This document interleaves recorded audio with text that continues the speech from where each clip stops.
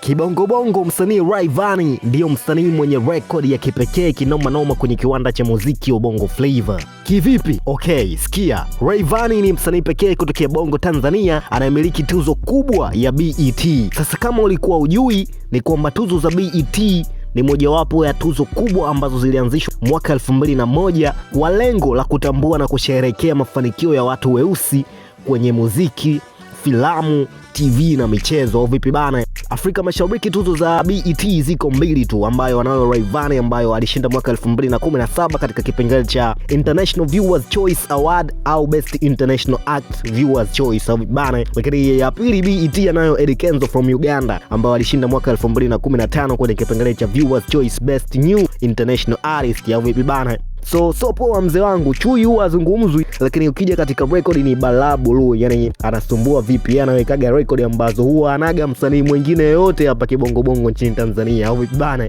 Mimi naitwa Ibra Talent, mtangazaji wa mtaa. For more infos, till next time, cheche.